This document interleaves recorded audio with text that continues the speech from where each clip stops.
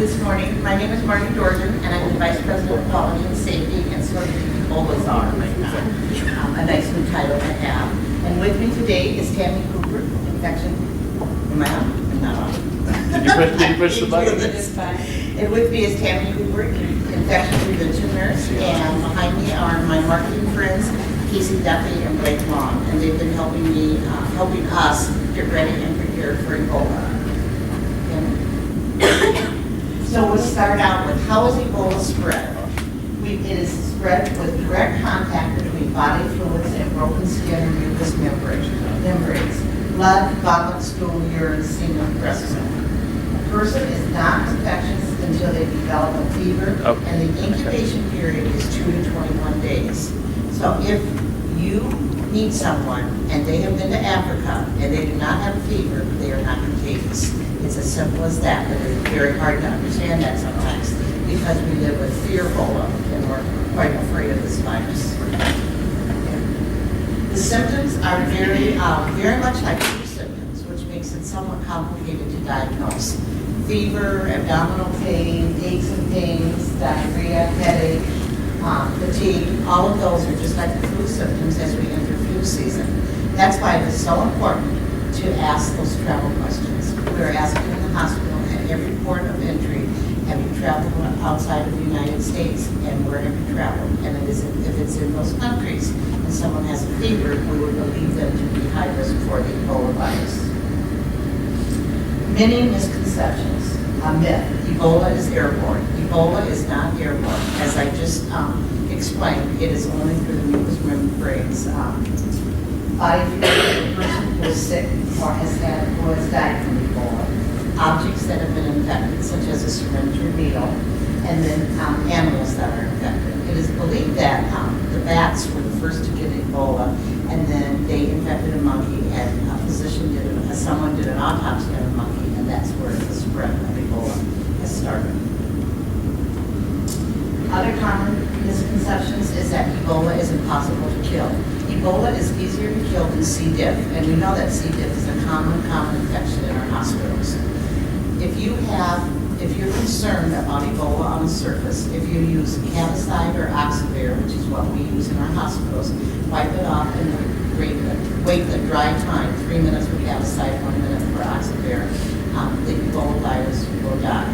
It has been said if you don't wipe it off, you can live for 4 hours to anywhere from 6 hours to 6 days, depending on the environment and who you're listening to. So I take this opportunity to think about, this is our time to clean up our infection prevention habits.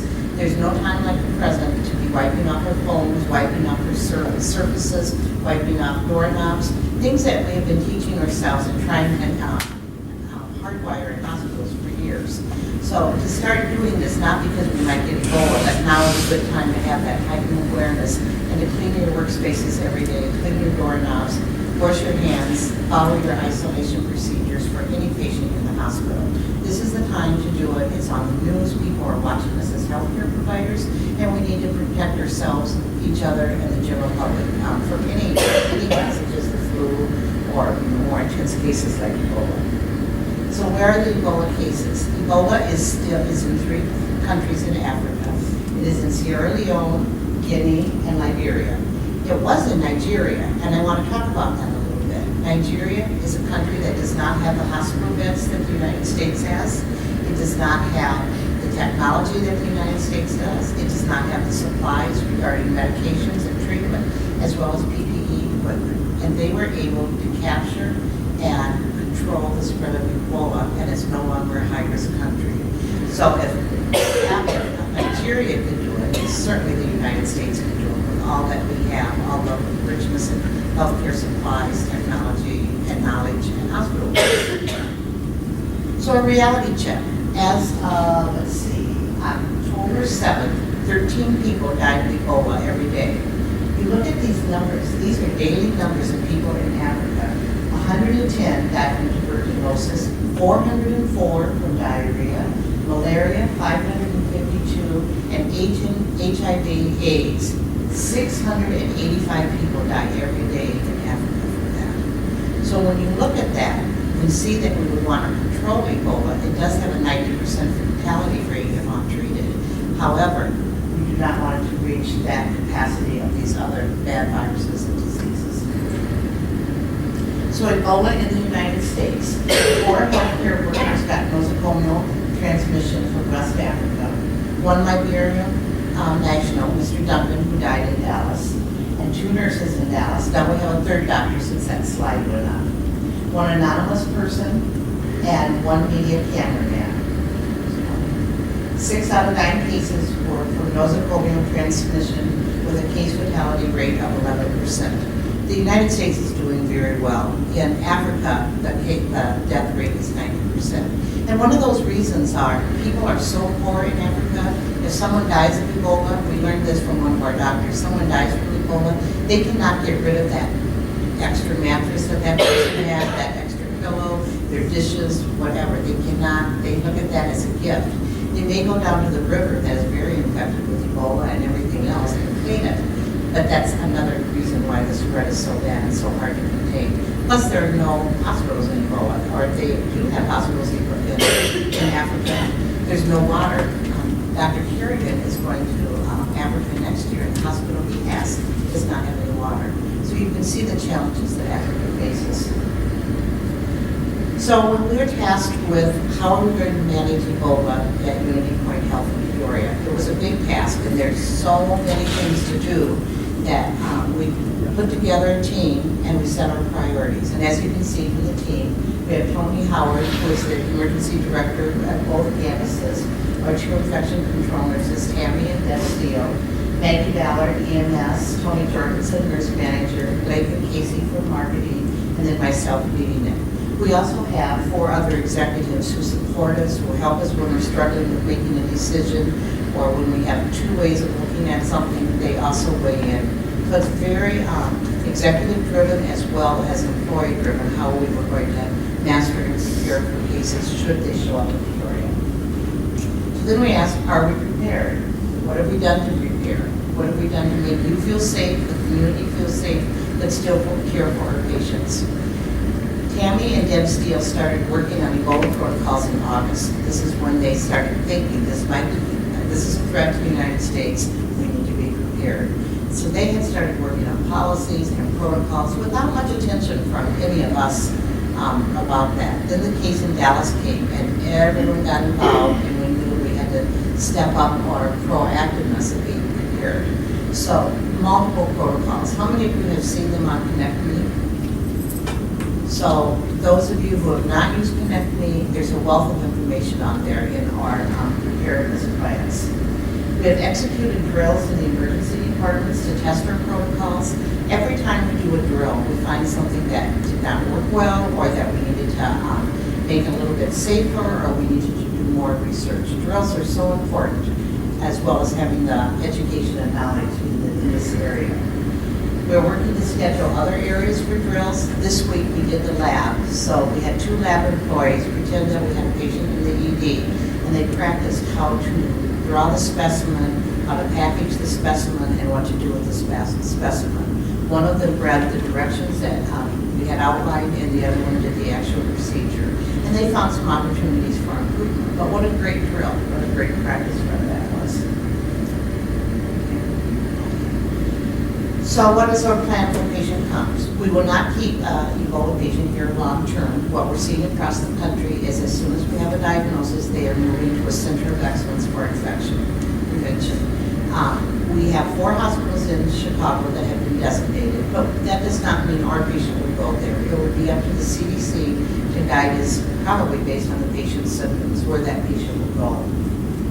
We are working with SWAT teams. Now you've heard, if you've seen on Connect Me, we're asking for volunteers of SWAT teams. And what does that mean for a SWAT team? It means a couple of things. The first line of defense for a SWAT team is, let's pretend a patient comes into one of our clinics.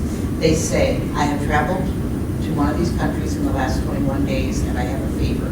So that is very concerning, and you are at risk of having this patient be an Ebola patient. So they have a protocol the clinics do, and they're practicing it on what to do should that happen. One of the things that they would do then is immediately call the administrator on call, and members of the SWAT team, which today might be Tammy and I, would go to that clinic to help with the transfer to which hospital was going to do, to help with the decontamination, to take care of the PPE equipment that was used, to really lighten the load for the clinic people. We would work with the EMS system as far as which ambulance would transport that patient. All of those things are part of that role of the SWAT team. The other role of the SWAT team is that we are asking for people to care for these patients. These patients are a vulnerable population. We have learned how to protect ourselves. We learned a lot from Dallas. And we're asking people to volunteer to care for these patients without having to just assign people. If we don't get enough volunteers, then it will be, our job is to care for these patients. And we do have multiple volunteers, and we're getting more and more every day. We have 5 doctors, several nurses, lab, 5 respiratory therapists, chaplains, so people have stepped up. But I encourage all of you to also step up and think about helping on these teams. So areas to perform pre-screenings. Any port of entry. If you're not up here, that doesn't mean you don't ask those questions. Have you traveled outside of the United States? And if the answer is yes, and it has been to those countries, we would. There's a process for taking the temperature. But any area coming in is where you would ask those. Protecting our employees at point of entrance. We have buttons that we've ordered, and they say, have you traveled outside the country? Our valets and security people will be wearing them. A point of interest last week, we had a patient come in who had traveled outside of the country, not in those 3 countries that I mentioned in Africa, but they had traveled, they had a fever. It was just a little unnerving for the emergency department at Proctor. But we learned that the process worked. The first person that met them was security. He came back and got the charge, was in the ED. They put the patient in isolation, not the full PPE, because he did not meet the criteria of traveling to those African countries. But we did learn that security asked the question and it worked in place of patient. So that was a live drill and worked very well, so we're very pleased about that. Protecting the employees with PPE. So we have followed and surpassed the CDC guidelines before they said full body screen. 2 weeks ago, Monday, we started training the ED. Did any of you see that on the news? We had all of the news people here, the newspaper, and we practiced with our emergency room employees. And it's a 2-man practice. It has to be 2 people, one to help them put it on and one to help them take it off. Your risk of contamination is greater in removing your PPE equipment. So we have trained people to help to be the spotter or the partner, to help watch as they remove, to help follow the guidelines as they remove the equipment. And we practiced that until we heard the nurses say, I feel safe. When they came down to train, they were cautious and a little bit resistant, and when they left, they said, wow, I really feel safe. So that was a very successful day for me, because our goal is to keep everybody feeling safe. We have kids made up for the clinics and kids made up for the ED. We trained 70 infection prevention liaisons from the clinics, and they have gone out and it's trained the trainer. We met with the directors yesterday to execute drills in the clinic. What do you do if a patient comes in, reach in behind a patient, let me watch you put your PPE equipment on. We wanted to step up increased intensity in practicing in the clinics as well as the ED. We have, each clinic has 5 kits of PPE equipment. We've done a lot to prepare and order supplies and have best practices as well as exceed the CDC guidelines. 2 high-risk areas that we identified, which I already spoke to, and that was the ED and the clinics. Where is the risk of, potential risk of a patient coming in, and that's those areas. And I spoke to all that. Much training and support materials on ConnectMe. You have a video that has been developed with our employees, you have outlines, you have education, you have protocols, you have scenarios. So there's multiple ways to educate yourself and feel secure about Ebola and what your role is. I talked about the SWAT teams, I always jump a little ahead with that. But I do ask that you consider how you can help should a patient come here. Talk about the PPE. I've done this so much, I think I don't need the slides anymore. And then it takes a community. We're working closely with the community. There are no secrets with Ebola. There are no secrets between OSF and Unity Point. We want as much like protocols as possible, like policies as possible, like ideas as possible, all based on the CDC guidelines.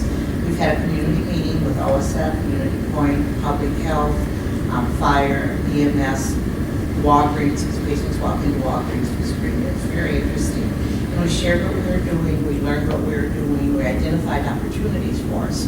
One opportunity would be an example, in a rural area, there may be one ambulance. Do we really want to put an Ebola patient in the only ambulance in a rural community? That takes the ambulance away from anybody who could be having a heart attack or stroke.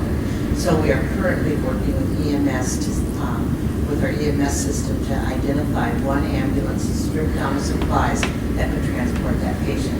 That's why we don't want the rural clinics calling 911. We want them to call the SWAT team so that we can attempt to assure that we are protecting the community in that sense.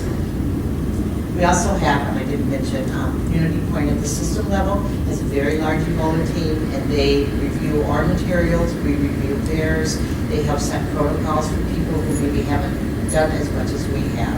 And it's great to have that reassurance that they are assuring that we have the supplies, that they're one step ahead. Should there be a shortage of supplies, that we're prepared. So it's great to have that community. And then what Gandhi says, the best way to find yourself is to lose yourself in the service of others. And this is really a vulnerable population, and it is not limited to just the poor. We see healthcare workers are the #1 people who are being affected in the United States, and we are all here for our patients. So it's a time to do some soul searching there. That's my presentation, and now I'll take any questions that you have. Yes? We have several patients that get confused as to where our emergency room entrance is, and they walk into the main lobby. There are concerns that an Ebola patient would come in there, and immediately everybody would be vulnerable to that patient, trying to get them to where they need to be. So the question was, when patients walk through the main lobby, what do we do? And Tammy, you've done a lot of work with this. Right. There's signage, as everybody has seen, and you saw it there, the blue sign that talks about if you've seen, been addressed. And the people at the information desk have been instructed, anybody who comes up there and is asking for directions, they're, especially if they're asking for the emergency room, they're going to ask that question. If we do get somebody who comes into either hospital's registration area, their front entrance, and they say, yes, I do have that positive travel history, and even if they say, no, I'm not feeling bad, I'm just looking for the ultrasound department for a scheduled appointment, we have a protocol in place that during the day, Monday through Friday, normal business hours, on this campus they would call Deb Steele, on my campus at Proctor they would call me. We come down, they would mask the patient and mask themselves, and ask the patient to put their hands to their sides and their pockets, not to touch anything.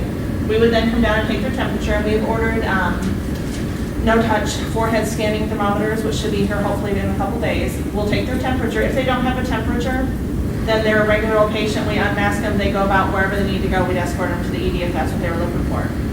If they were to have a temperature, then we would at that time take them back out the main entrance and around to the ambulance bay, so we're not going through the hospital and possibly touching anyone else. And someone in registration or at that front entrance would then call the ED and say, the infection control nurse is bringing around a patient that has that history, has that temperature, it's a possible Ebola patient, so they can go ahead and get their PPE on. We would stand outside in the ambulance bay until they come out and get us when they were in full garb, so they don't potentially expose themselves. If after hours, nights, weekends, holidays, obviously we're not here 24/7, thank goodness. It feels like it though. Yeah. It would be the emergency room nurse. The director of emergency services, Tony Howard, has let his ED staff know that if they get that call, after hours and we're not here, the registration or front desk information calls and says, I got that patient, and it's after hours. They know they have to stop what they're doing. A person has to grab that thermometer, come out and get that temp, and do the same process as we would do. So it has been looked at and put into place because, they can walk into any door. Yeah. Is that posted on the Connect? Yeah, it's on the registration entry protocol, the ports and entry protocols. So all of you should be reading all of those connecting protocols. Right. You will learn from that, and you will feel reassuring that there's some guidelines to follow. Other questions? Yes. Clinic, positive, or we don't know if positive Ebola patient comes in. Waiting room is full. Do we get locked down? No one in, no one out, or can people then come and go? We don't want to lock it down. If your patient walks up to the desk and says, I've been here and I'm not feeling good, they look like death warmed over, and you just tell this person is sick. The process is the same, whether they don't look sick or they do, for the first couple steps. The front desk person obviously is not a clinical person, not an LPN or an MOA or an RN. Their job at that point is to, call Yes. back and let them know, we've got a potentially Ebola patient with positive history. You drop them a mask, and whoever's with them, they mask. While they're doing that and showing the patient how to put that mask on, of course, without touching them, the person in the back is donning their full clinical PPE. They are then going to come out, but that patient during that time is going to be asked by the front desk person, again, hands at your sides or in your pockets, no touching, no sitting. Then at that point, the staff member will bring them back. They've all got a designated room, which is the most out of the way, with no cloth furniture, no curtains. It's been stripped of all stock supplies, because everything in it has to be destroyed if that patient turns out to be an Ebola patient. And then at that point, they get them in that room and they say, they find out what country they've been to, when they came back to the US, because if they're outside that 21-day window, even if they were in Liberia and now they have 103 fever, if it's been 26 days, it's not an Ebola patient. So they can, kind of whittle it down. But if it's been in that 21 days, those 3 countries, and they have a fever, at that point, they're going to tell that patient, we do see you as a potentially Ebola patient, and more than likely these people obviously are going to know that as well. Everybody's hearing it and everybody's seeing it, especially if they were there. They're then going to tell them that they're going to go out and contact the administrator for the hospital. They have to stay in that room and keep their mask on until someone else comes back in. They're going to remove their PPE in the way that it's outlined, back out of the room, shut the door, put an MDRO sign on there, alert all staff that no one can go in that room, and then the SWAT team will be sent to that location and we'll handle it from But what there. about the patients that are in the waiting room? patients in that room? Are waiting to see the physician? Right. They can freely come and go. Yes. They're going to be in a state of panic. And if they choose to leave, they can. I'm assuming that's what we're going to see will happen Yeah. more than likely. And what we've instructed our clinical staff is to let them know that we are looking at a possible infection. We're not going to say Ebola because we don't know. And we don't want that stigma attached to that patient. Will those other patients assume that? Possibly, and we can't help that. But we will record all patients who were in that waiting room at the time on our log sheet so that Okay. our potential contacts for the health department, the clinics all have a sheet to fill out as well. And while that other person is rooming this one, another staff member has to don their full PPE and immediately go out and disinfect every surface they can find, the outside of the entry door coming in, anything that patient might have touched. If they sat down in a chair, there's a protocol to address that, cover it with a red bag, and move it to a designated location for staff to come, EDS manager Rob Folk to come and collect. Because again, if it is Ebola, it would have to be destroyed. Now, as far as the lockdown, if you have a patient who walks in, and hopefully they wouldn't go to an outpatient clinic, but sometimes patients see those as the same as an ED. So you have a patient who walks in and they walk up to the desk and, I have a positive travel history, and they start puking all over your floor. That's a whole And that's when, at that point, yes, I would ask everybody to leave the waiting room, because you should have them already on your sign-in sheet, so you don't need to collect their names, ask them to leave, and then yes, I would lock the door behind them. Because at that point, you've got obviously a high viral load if it is Ebola, and it's uncontrolled. So we don't want any potential exposures at that time, but just a regular patient who walks in not feeling good, they're fine to stay, and if they choose to leave, we can't help it. And Ebola is spread by the viral load. So somebody who is low-grade fever, needs that travel history, their viral load is very low, and their contamination risk is very low. So we have to remember the common sense here, Right. although it is fearful. What happened in Dallas was his viral load was so high, and he was essentially bleeding from everywhere in his body, and that increased the risk. It was our first case. Our PPE maybe was not as good as it should have been, and that high viral load, we don't know. We've not seen that high viral load again in the United States, so we really don't know about that. That was a one-time case here in the United States. We know that when the doctor and the nurse first came back from Africa, they were very ill, but again, they did not have that highest viral load where it's essentially Ebola is eating your body from the inside out. That's what happens. So, yes. The second question I wanted to ask, the person that's gowned the whole thing, they went into the room with the patient. Now, does he or she have to go into isolation for the 21 days? No. Okay. Do they have to leave work for a certain amount of time because they were exposed? No, No. because Okay. they are not contagious until they have fever. Okay, so life goes on Life goes until on. they show We would symptoms. report that to our employee health, Mhm. and we would ask that they took their fever, their temperature, twice a day, I Right, think. morning and night. And we would check in with them every day, but life goes on, you are not contagious until you have been exposed to someone, until you have a fever, you are not contagious. Okay. Yes, I actually have a couple questions. that's fine. Is there a specific SWAT telephone? Administrator on call, and that's in your protocols. Okay. So you just have to call any hospital operator, and in the protocol is written both hospital mainline numbers in case somebody doesn't know one or the other.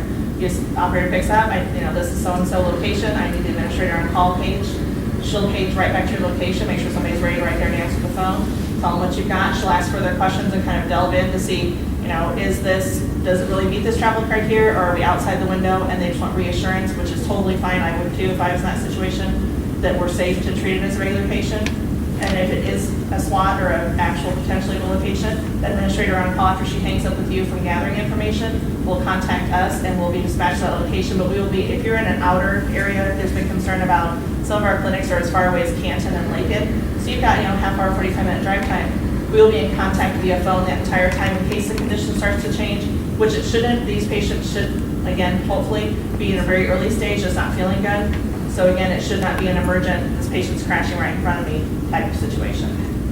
My next question is, how are the airlines disinfecting, like, the inside of the airplane? Supposedly, well, I cannot speak to that, but my son is a pilot and I'm flying with him tomorrow, so I will let you know. Okay. But they certainly have increased. I know that, I know from a pilot's perspective, they get emails every day on do's and don'ts, precautions, and they're well on the pilot side equipped. And I know from an EVS perspective, they have stepped up their cleaning, but I can't speak to that. And the airlines, the government did mandate that all flights that originate from Africa have to be sent to the United States, their final destination must be one of the 5 designated airports that are doing all the screening. Before it was 95%, so you had little tricklers.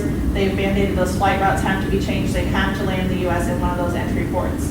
So, but, like, if they do have a positive patient On the plane. on the plane, how are they, like, disinfecting those? That, I don't know how I they're can't speak to that, disinfecting. but I But do know again- that they have put out, Right. aviation is, I want to say as on top of it as we are, and we're not 100%, but we're really working hard. But I do know that, they've had a couple instances, and you probably heard about the stewardesses who locked that one woman who was vomiting on the plane in the lavatory throughout the entire flight because they were worried. And, they have their own version of a hazmat or SWAT team that comes, collects the patient, takes them off in a secure fashion. But what they do to disinfect the actual plane, I'm not sure. But again, if it's not blood or body fluid that's been put on anything, it should not be infectious because there's nothing that's been, put out there by that infected patient to possibly infect someone else. But I don't know what their process is. Are you flying? I'm not, I've never flown, actually. Okay. I just have somebody asked me to ask the question, so. Oh, it's a good question. Any other? Yes. I do, actually. Okay, go ahead. My husband works for the sanitary district, in the sewer department, and I just questioned myself, is he potentially at risk? Okay.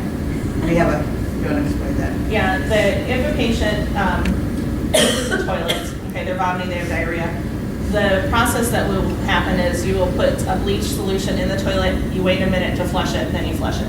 Because when you flush a toilet, I'm sure everybody kind of knows, a little mist comes out, aerosolizes, that way that bleach is in there, it's deactivated any virus that was expelled by that patient before it's flushed. So what's aerosolized is nothing other than what was, materially in there in water. So. And then there's a company that hauls the waste away, a separate company that has to be contracted.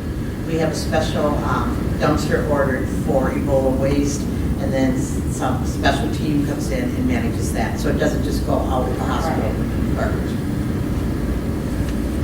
Yes, question? Well, I was just thinking about the water supply in general, but they're treating it on the water treatment side. Right. Other questions? Yes. Once you've got that patient in there, the clinic personnel does not have to stay in that room, right? You're supposed to leave and just, get up with the fast. How are you going to monitor the patient's progress if you're not in the room? You can talk to them through the door and that's it. And unfortunately, and luckily, luckily the CDC has put it out there that, this is not just, run-of-the-mill MRSA or something, not that that's a, something to be looking at lightly either, but this is Ebola, and our first priority is to protect ourselves. And they have said, we've heard questions that, it takes 5 minutes to put on this PPE. And what if that patient is standing there puking while I'm doing this and I can't help them because it's healthcare workers? We want to be right there, we want to fix them, and, we'll wash our hands later if it's that type of emergency situation. Not with this. If it changes the outcome of that patient, unfortunately, for you to put on your PPE securely, then unfortunately that's the outcome that happened. And honestly, if they were to that point, 5 minutes wouldn't have saved them either. But don't cut corners. We want you to take every step, 1, 2, 3 down the line on that sequencing sheet. So you're 100% covered. Do that 360 inspection with your partner to make sure that you don't have any areas around your neck. You are totally sealed. And then you go out and you dress your patient. And you do what you can, but you do not stay in the room with that patient. We give them either an emesis basin, a garbage can with a red bag liner, whatever, and we shut that door once we get that information. And then we'll address it when we get there. And again, they are not, we feel confident that they are not full-blown high viral Ebola patients, so there is safety. And we are going above and beyond some of the CDC guidelines. So some cities are saying, tell the patient to get in the car and drive themselves to the hospital. We feel that is just a terrible, terrible risk to the community. For me, if somebody said, if I had a low-grade fever and I didn't feel too sick, and they said you're going to the hospital, and I wouldn't know when I would get out, I'd go for cleaners, I'd go grocery shopping, I'd get dog food, I would do all those things because I'm coming sort of like before you give birth. And the average person would do that. So we do not want to lose sight of the potential risk patient. And then there's the risk of if they got in an accident and no one would know. So we want to control, keep our patient and know where they are for the safety of the community. Yes. Okay, so with that being said, with putting the patient in the room and leaving them, what kind of security measures, because you hear about this nurse who they pass and stay. Yeah, but she doesn't need to be. Right, but what if the patient, when you come in there and they become upset because they're not feeling well and they want you to take care of them and they become upset about that and attempt to leave the room or attempt to how are they then handling that? No, that's a question we haven't discussed. I don't think we can force a patient to stay, but we know who the patient is, and we can contact public health to do a follow-up on that. So we're not going to bodily restrain anybody at this point. They're They have still processes free in to place. move. Yes, they are. They're not prisoners. Right. And then we don't even have a diagnosis. Right. So. Other questions? So did you say if we travel out of the United States, we need to report to employee health before coming back? That is correct. Actually need to call before you leave. Call employee health before you leave the country, and then they'll ask you where you're going and determine if you need to call them when you come back or what you need to do when you come back. So how do you feel? Concerned, prepared, not more knowledgeable? Better? The best thing I can really say is please get out there, and even if you don't work in a clinic, read that protocol, because there might be something in there that's worded a little differently than it is in the ED protocol or the registration protocol that might click with you more. There's 3 protocols. There's ED, there's the clinic, which is any of our outlying physician offices, express cares, prompt cares, med points, and then there's registration, but that really pertains to any port of entry, anywhere that patient might come into. Scan through them. If you have questions after you read them, send them our way, because that's how these protocols have changed. Clinic protocol is currently on version 10, because as they went out, we've done drills and other people have read them. They see things and they know things work differently, and then we look at it and we change it where it needs to be changed. So whenever everyone's help. Clinic protocols as of Wednesday night. Yes, they're brand new. And that's because of input from you people. That's why it's so important that you read and you drill and you say, this doesn't make sense. We're not defensive. We're doing the best we can, and we're talking to as many frontline workers as possible. But it is your responsibility to read this and find out if we have missed something, because it takes a whole team. Yes? I have a question. I work in first call, and so we've been doing, we ask everybody the screening question. Originally, we had that, put them in a car, take them to the emergency department, notify the emergency department. So if we think there's a potential on the other line, are we supposed to call the administrator on call, or? On the other end of the phone. Yeah. At that point, Public health. yeah, I would call the public health department, and that number is in that protocol as well. They have a regular number that's designated for Monday through Friday. I think they're open 8 to 4. And then anytime after that, there's another number there that's after hours. They will contact a person who is on call 24/7 when they're not open to answer those questions and help you, kind of guide you as to, no, this isn't anything to worry about, or yes, we're going to dispatch 911 to that address. They will walk you through that. Do you have those guidelines? Because we need to send them over to you if you don't? I think we've got them in Connect Me, Okay. and I haven't worked since Wednesday, so Will you I check will on see that, them please, tonight and when make I sure that- go into work. That we're not telling them to drive to them, because we want the ED to have time to prepare. Right. Yeah, Just and as that the was way his always in physician- there, He but stayed home I'm until talking the about hospital trying was now to ready. get them from where they are Right. to the hospital and what route we're supposed to send them now. I think that we want them to call public health, because they Okay. can rule out. We had someone call from the clinic this week, and it did not mean, it was a good call. We're very happy when people call. That means that we know they're thinking and, working on it. But we can help determine, or public health can help determine that. Okay. But if Yes. it's not there, send me an email at tammy.cooper, okay? And Are I'll make sure you get teams it. going out to the clinics to do the drills or are Well, the yesterday, the officers- director started, and they did 3 or 4, and then we had people earlier in the week go to, just randomly go to clinics. We're really asking that the directors do this because they'll see the faults easier than we will, and there's only, you saw our team, there's like 6 or 7, and now the next step, every week there's something that we work on, and now the next step we're working on is if a patient is admitted, what is our protocols to care for them till we transfer? How often do we assess them? Do we have EPOC machines? Do we have stethoscopes that will work with all this helmets and hoods and masks? And, there's all those things. So we are asking that you drill each other. But we do plan, I know that some of the executives, Todd and Mike, will be going into clinics, practicing. Just got back from Africa and I have a fever to test the process. So, yes. The one thing we noticed every time yesterday was when they were doffing the gown, the purple gloves. They couldn't get the purple gloves off and the thing without potentially contaminating If themselves. the purple glove doesn't come off when they take that gown off, unfortunately now with everybody's allergies, those gloves don't have that nice powder coating in between. So, and you've been on for a while and you're hot and sweaty because you're nervous, and they just stick to rubber, or non-latex to non-latex. So if when you pull that gown off, those purple gloves do not come off, that's fine. You still have your other gloves on underneath. So you can just peel them off, take off your purple and drop them. Okay. And you're fine. And if by chance somehow, I know when we did trials, they take it off and the purple comes off, but then on one of them, because they were trying really hard to get that purple, they pulled the other one off, like almost all the way or all the way. If that happens, it's no big deal. You've already disinfected these gloves before you started to take them off anyway. Go ahead and pull it off, ask your helper, give me another wipe, disinfect your hand in that. I know that everybody worries about these wipes you're not supposed to use on bare skin. That's for prolonged exposure. I'd already contacted the company, so it's not gonna, be a carcinogen and give you cancer. Wipe your hand, disinfect it, and then have her give you another glove, put one glove back on to continue removing, and you're fine. Yes.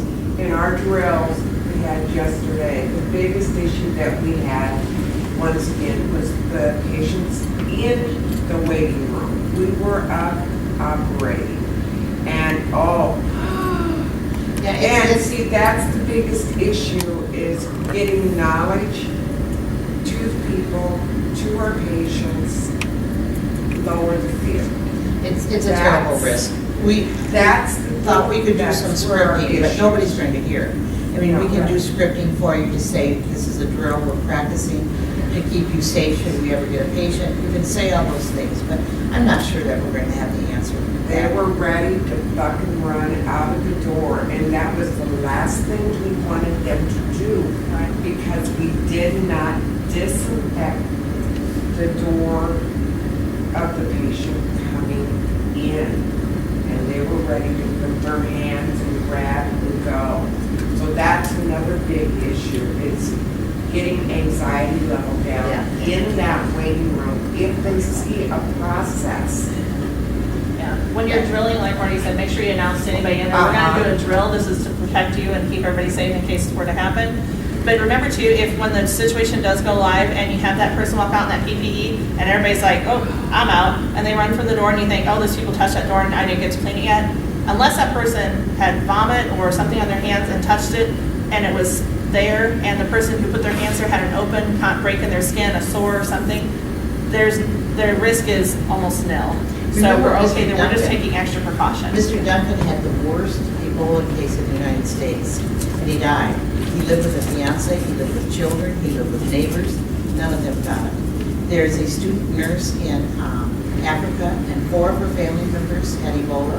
She wrapped herself in plastic bags because there's no PPE equipment. 3 of them lived, she never got it, and 1 died. So we have to have some common sense. We are way over the top with this, but we need to be, because 2 of our healthcare workers in the United States got it. It was that high viral load, you know, it wasn't necessarily that those nurses did anything wrong. It was, we were not prepared for the high viral load. That could have been any hospital.